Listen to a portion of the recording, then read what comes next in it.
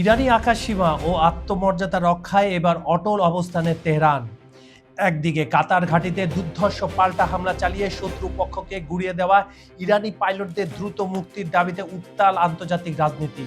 আর অন্যদিকে বাহরাইনে মার্কিন নৌঘাঁটি অকার্যকর করে মধ্যপ্রাচ্যে মার্কিন শক্তির ভিত নাড়িয়ে দেওয়ার চাঞ্চল্যকর তথ্য ফাঁস করেছে স্বয়ং নিউ ইয়র্ক টাইমস। দীর্ঘ ৯ মাস ধরে সাগরে আটকে পড়া মার্কিন রণতরী আব্রাহাম লিঙ্কনের রসদ সংকট থেকে শুরু করে জেনেভা কনভেনশন লঙ্ঘনের বিরুদ্ধে তেহরানের কূটনৈতিক হুঙ্কার, ইরানের এই অপ্রতিরোধ্য সংকল্পের বিস্তারিত নিয়ে আজকের এই বিশেষ আয়োজন।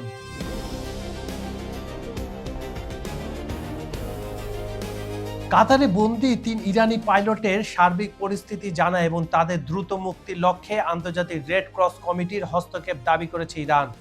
ইরানের সশস্ত্র বাহিনীর নিখোঁজ ব্যক্তিদের সন্ধান বিষয়ক কমিটির প্রধান ব্রিগেডিয়ার জেনারেল সাইয়েদ মোহাম্মদ বাকেরজাদে সম্প্রতি আইসিসিআরসি প্রেসিডেন্ট মারিয়ানা স্পলিয়ার্সকে পাঠানো এক চিঠিতে এই জরুরি আবেদন জানান। চিঠিতে বলা হয়, গত ফেব্রুয়ারিতে ইরানে মার্কিন ইসরায়েলি বিমান হামলার জবাবে ২রা মার্চ ইরানের বিমান বাহিনী কাতারে শত্রুপক্ষের ঘাঁটিতে বৈধ আত্মরক্ষামূলক পাল্টা হামলা চালায়। দুটো সুখোই 24 যুদ্ধবিমান নিয়ে পরিচালিত ওই অভিযানের পর ফেরার পথে ইরানি পাইলটদের ইজেক্ট করতে হয়।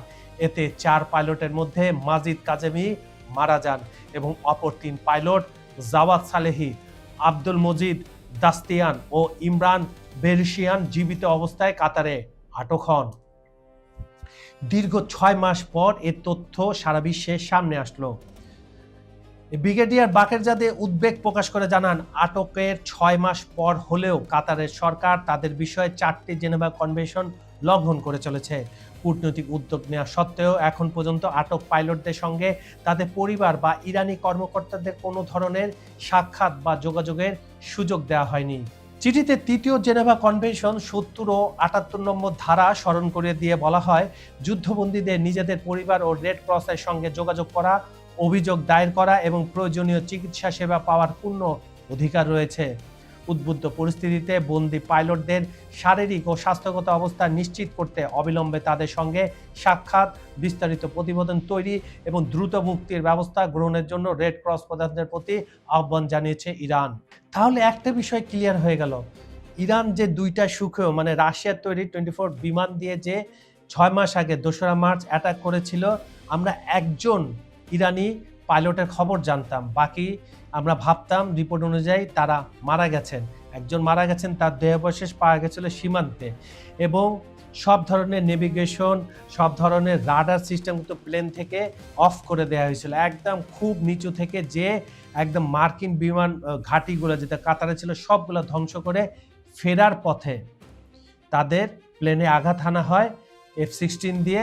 তখন ৪ জন পাইলটই ইজেক্ট করে, কিন্তু একজন পাইলট ওখানে গুলিবিদ্ধ হয়ে মারা যান এবং তার বডিটা পাওয়া যায় আপনার ইরাক সীমান্তের এই পাশটায়। ও থেকে তারা করে, কিন্তু এতদিন পরে ৬ মাস পরে তথ্য আসলো যে বাকি ৩ জন বেঁচে আছেন।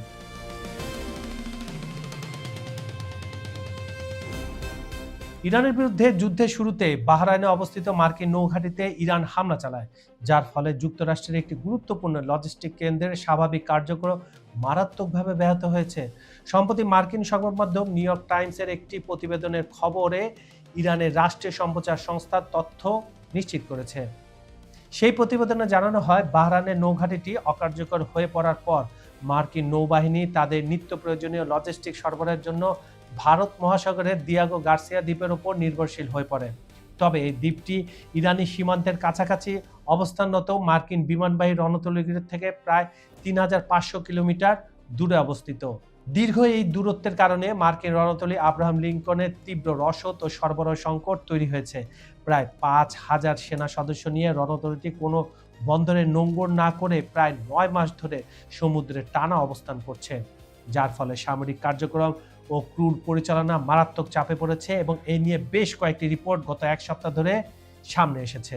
বন্ধুরা, কাতারে বন্দী পাইলটদের আইনি ও মানবিক মুক্তির দাবির পাশাপাশি মার্কিন লজিস্টিক ব্যবস্থার উপর এই মারাত্মক আঘাত পরিষ্কার করে দেয় যে তেহরান তার সার্বভৌমত্ব ও আত্মমর্যাদা রক্ষায় সামরিক ও কূটনৈতিক উভয় ফ্রন্টে সমান আগ্রাসী।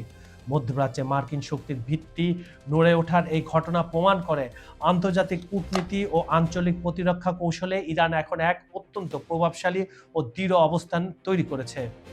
সামনের দিনগুলোতে এই ভূ রাজনৈতিক উত্তাপ কোন দিকে মোড় নেয়, এখন সেটাই দেখার বিষয়। কাজল হায়দার, খবর সংযোগ।